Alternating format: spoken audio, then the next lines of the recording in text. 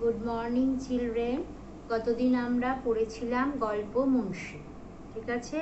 তোমাদের অনেককে রিডিং পড়তে দিয়েছিলাম, পড়েও ছিলে।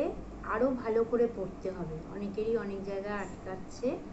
হ্যাঁ, এরপরে আমরা আজকে পড়ব পদ্য, ঠিক আছে? কবিতা মা আমার, কার লেখা? কামিনী রায়, ঠিক আছে? কামিনী রায় হচ্ছে মহিলা কবি ছিলেন। পরে আসছি আমি কবি পরিচিতি। আমি আগে কবিতাটা পড়ে নিচ্ছি, ঠিক আছে? মা আমার। যেই দিন ও চরণে ডালি দিনু এ জীবন, হাসি অশ্রু সেই দিন করিয়াছি বিসর্জন। মানে এখানে জন্মভূমি মায়ের কথা বলেছে, ঠিক আছে? কি বলছে? যে যেই দিন আমি তোমার চরণে নিজেকে অর্পণ করে দিয়েছি, সেই দিন আমি হাসি অশ্রু সব কিছু ত্যাগ করেছি, বিসর্জন দিয়ে দিয়েছি। হাসিবার কাঁদিবার অবসর নাহি আর, দুঃখিনী জনমভূমি মা আমার, মা আমার। হাসবার কাঁদবার কিছুরই সময় নেই, অবসর নেই। দুঃখিনী জনমভূমি মা আমার, মা আমার। দুঃখিনী জনমভূমিকে সে বলছে। অনল পুষিতে চাহি আপনার হিয়া মাঝে, আপনারে অপরেরে নিয়োজিতে তব কাজে। অনল আগুন, আগুন পুষছে আমার হিয়ার মাঝে। আপনার হিয়া মানে আমার মনের মধ্যে, আপনারে অপরেরে, না আমি নিজেকে অপরের নিয়োজিত করছি তব কাজে। কাজের জন্য আমি জন্মভূমি মায়ের যে কাজের জন্য আমি নিজেকে নিয়োজিত করছি। ছোটখাটো সুখ দুঃখ কে হিসাব রাখে তার, তুমি যবে চাহ কাজ মা আমার, মা আমার। ছোটখাটো সুখ দুঃখ এসবের হিসাব কেউ রাখে না। তুমি যা কাজ চাইছো মা আমার, মা আমার। অতীতের কথা কহি বর্তমান যদি চাহে, সে কথাও কহিব না হৃদয়ে জপিব তাই। অতীতের কথা যদি কেউ বলে বলতে, তাহলে বর্তমান বলতে হবে। সে কথা বলবো না, আমি হৃদয় জপ করব, বারবার সেই কথা বলব। গাহি যদি কোনো গান গাবো তবে আনিবার, মরিব তোমারই তরে মা আমার, মা। বলছে আমি যদি কোনো গান গাই সেটা তোমার তরেই গাইব, আর মরিব তোমার তরে, যদি আমি মরেও যাই সেটা তোমার জন্যই আমি মরব। মরিব তোমারই কাজে বাঁচিব তোমারই তরে, আমি মরি যদি সেটাও তোমার জন্য মরব, আমি যদি বাঁচি সেটাও তোমার জন্য আমি বেঁচে থাকবো।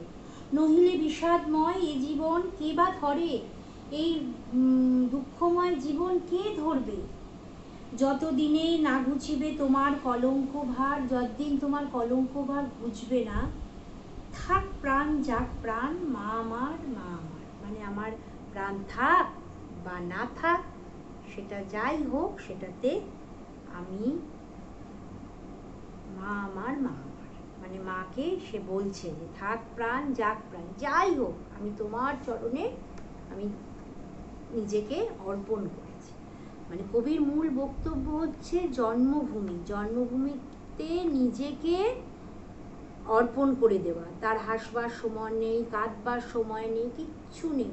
সে নিজেকে বিসর্জন দিয়ে দিয়েছে, নিজেকে জন্মভূমির ওপরে অর্পণ করেছে। হ্যাঁ, কবির মূল ভাব, কবিতার মূল ভাব দেখো। মা বলিতে কবিতার জন্মভূমিকেই বুঝিয়েছে। প্রথমেই তোমাদের বললাম আমি যে এখানে মা বলতে জন্মভূমি মায়ের কথা বলেছে। মাটির মা এখানে জীবন্ত জননী হয়ে উঠেছে। মাটির মা এখানে একদম জীবন্ত জননী হয়ে উঠেছে। কবি এই জন্মভূমিকে মাতৃরূপে কল্পনা করে তার চরণে নিজেকে সঁপে দিতে চেয়েছেন, ঠিক আছে? মাতৃরূপে কল্পনা করেছেন, জন্মভূমি মাকে নিজের মায়ের মতো কল্পনা করে তার চরণে সঁপে দিতে চেয়েছেন। জন্মভূমির জন্যই কবি বেঁচে থাকবেন, আবার জন্মভূমির জন্যই তিনি প্রাণ বিসর্জন দেবেন। মাতৃভূমির প্রতি অকৃত্রিম ভালোবাসাই কবিতার মূল সুর। মানে মুখ্য কথা হচ্ছে মাতৃভূমিকে সে এতটাই ভালোবাসে যে তার জন্যই সে বেঁচে থাকবে, আবার তার জন্যই সে প্রাণ দেবে। আছে, এই কথাই কবি বলেছেন কবিতার মধ্যে দিয়ে। এবার কবি কামিনী রায়ের পরিচিতি একটু দেখে নাও। রবীন্দ্র যুগের স্বনামধন্য মহিলা কবি ছিলেন, ঠিক আছে? রবীন্দ্র যুগের তখনকার দিনে স্বনামধন্য মহিলা কবি ছিলেন কামিনী রায়। জন্মেছিলেন কবে? জন্ম 1864 সালের বরিশালের বাখরগঞ্জে। ইনি ভারতের প্রথম মহিলা অনার্স গ্র্যাজুয়েট। ফার্স্ট মহিলা অনার্স গ্র্যাজুয়েট হলেন কামিনী রায়। তার বিখ্যাত কাব্যগ্রন্থ হচ্ছে আলোছায়া। অন্যান্য উল্লেখযোগ্য রচনা মহাশ্বেতা ও পুণ্ডরী, পৌরাণিক দ্বিপধু, মাল্য নির্মাল্য, গুঞ্জন, জীবনপথে, অশোক সঙ্গীত। 1943 সালে কবির জীবনাবসান।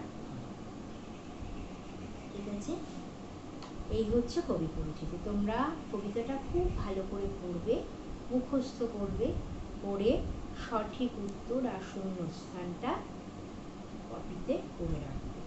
ঠিক আছে, সঠিক উত্তরটা দেখে নাও। কবির জীবন উৎসর্গ করেছেন কার চরণে? দুর্গার চরণে, জন্মভূমির চরণে, শিবের চরণে।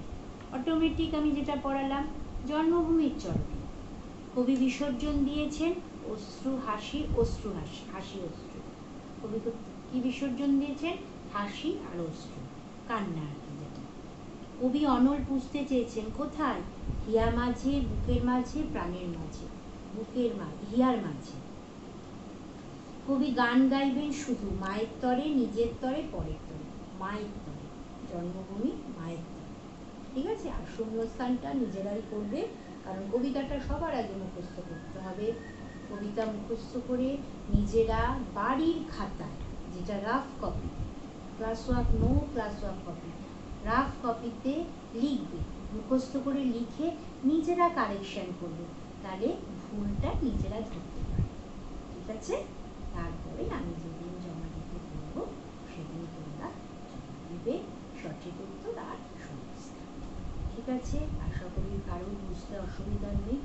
এরপরেও যদি কারোর বুঝতে কোথাও অসুবিধা থাকে তাহলে ক্লাসে আমাকে হোয়াটসঅ্যাপে টেক্সট মেসেজ করবে। Okay, no voice message, text message. Okay, by.